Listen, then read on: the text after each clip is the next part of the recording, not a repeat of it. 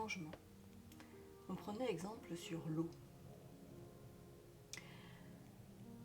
L'eau, en fait, c'est l'élément du changement par excellence. L'eau peut être à la fois liquide, solide ou gazeux. Bon, ça, je vous apprends rien. On l'a tous appris à l'école. Mais en fait, on peut se servir de cet exemple. Quel que soit l'état de l'eau, c'est de l'eau. Ça reste la même molécule. Elle ne change pas. Et en même temps, elle change. C'est ça qui est fort. Elle est toujours la même et en même temps, elle évolue. Elle est toujours la même et en même temps, elle peut être océan en tempête. Elle peut être un lac calme, une cascade, un torrent dans la montagne, de la glace, un glacier. Elle peut être une petite goutte d'eau infime qui traverse et qui passe coûte que coûte, qui va soit faire comme le torrent et tout dévaster sur son passage pour passer et atteindre son objectif, ou être une fine goutte, une fine particule comme ça qui va s'infiltrer dans les moindres petits recoins pour atteindre son but quoi qu'il arrive. Alors, sois comme l'eau, accepte le changement et accepte d'être dans tous ces états à la fois. Alors ce que je viens de te dire là sur les états de l'eau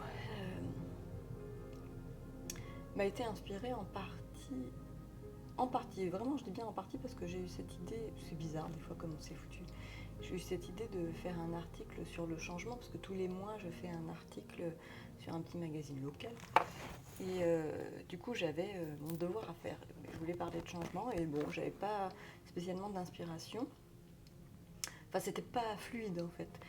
Et puis j'ai regardé dans ce livre, qui est pas mal foutu j'avoue, hein. Et là j'ai eu cette inspiration effectivement de parler de l'eau, des différents états de l'eau. Bon je vais pas vous les refaire parce qu'on vient d'en parler, mais c'est vrai que l'eau porte en elle en plus des mémoires. Nous sommes tous constitués en moyenne on va dire à 60-65% d'eau. Notre corps est constitué d'eau et d'informations en fait. C'est l'eau de notre corps qui porte notre information. Donc si on veut porter attention à l'eau de notre corps, on peut de temps en temps la nettoyer aussi pour éliminer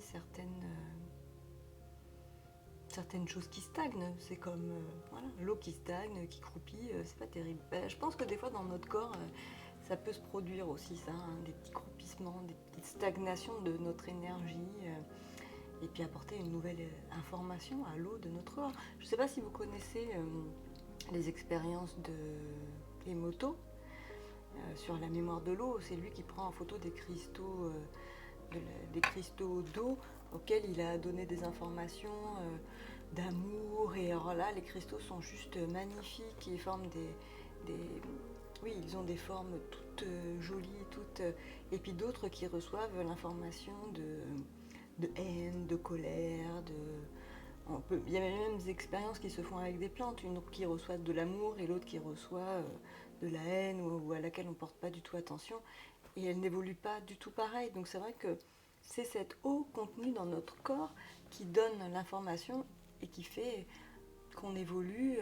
Notre environnement va influencer sur notre développement, ça c'est sûr, on le voit depuis tout petit, c'est le mimétisme, c'est tout ce qui se passe quand on est petit qui va forger un peu qui nous sommes, qui va forger notre personnalité, j'en ai déjà parlé avec l'énéagramme. Donc voilà, je pense que nous sommes comme l'eau, nous sommes constitués d'eau, donc on fonctionne pareil. Elle peut aussi être une médecine, on peut s'inspirer de la façon dont elle évolue et dont elle accepte ces différents états, elle n'a pas le choix de toute façon. Donc je vais vous lire cette petite histoire là que j'ai trouvée dans ce bouquin et qui pourra peut-être parler à certains ou pas, peut-être que déjà vous avez assez d'infos.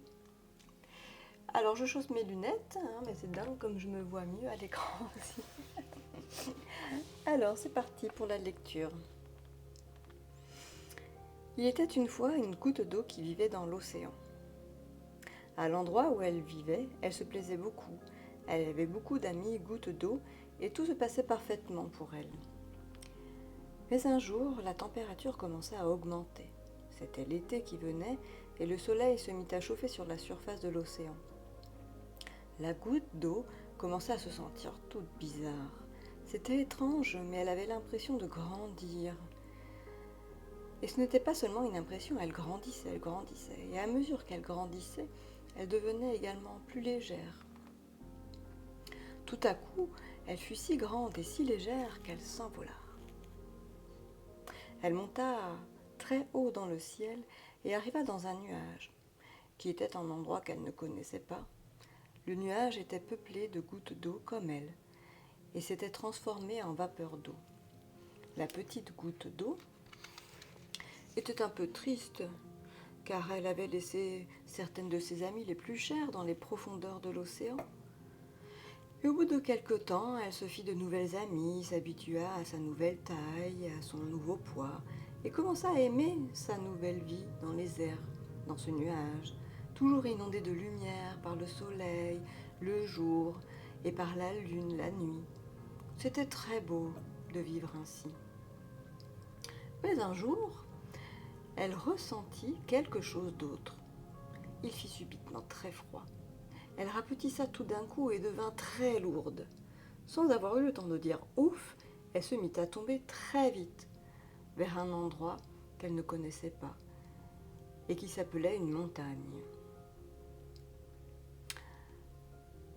Quand elle tomba du ciel, elle rebondit, puis atterrit sur un brin d'herbe, ce qui était pour elle un drôle d'endroit. Elle pensait être arrivée quand elle se mit à rouler sur l'herbe, tomba sur la terre et se mit à descendre sans pouvoir s'arrêter dans les profondeurs. Elle descendit très profond avant de tomber dans une rivière souterraine. Là régnait un bazar incroyable. Il y avait des tas de gouttes qu'elle ne connaissait pas et qui tournaient dans tous les sens et à toute vitesse en descendant sous la terre. Elle réapparut dans un torrent et continua à dévaler à toute vitesse les flancs de la montagne. Le lendemain, elle descendait encore.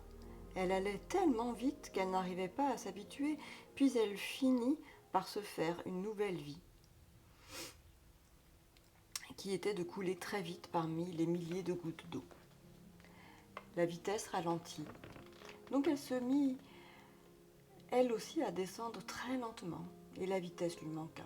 Elle se dit que c'était finalement génial de vivre dans un torrent. Quelques semaines plus tard, elle arriva dans la mer et retrouva le monde qu'elle avait quitté auparavant. Elle fut surprise d'être revenue à son point de départ. Elle se dit que, sans doute, elle avait passé un cycle naturel de transformation. Elle commença une nouvelle vie, tranquille, avec de nouvelles amies, et tout allait pour le mieux, dans le plus beau des océans, lorsqu'elle sentit la lumière du soleil sur son dos. À peine eut-elle le temps de réfléchir que son corps devint soudainement léger et grand et s'envola vers les nuages. Le grand manège du changement était reparti, mais cette fois, elle n'avait plus peur. Voilà. J'espère que cette histoire vous inspirera parce que c'est vraiment le cycle qu'on vit depuis qu'on est... Alors j'allais dire depuis qu'on est né, mais même pas. Depuis qu'on est... qui a eu la connexion qui a fait de nous ce que nous sommes maintenant. C'est de changement perpétuel, changement d'état, changement qui n'a jamais vécu de déménagement ou quel que soit le changement. Ce sont des deuils à passer, on est d'accord, on passe d'un état à l'autre, c'est une petite mort pour une nouvelle naissance et c'est ça, comme ça, tout le temps. Donc, il y a quoi d'autre comme choix que de laisser faire et de s'adapter. Allez, je vous embrasse, à bientôt.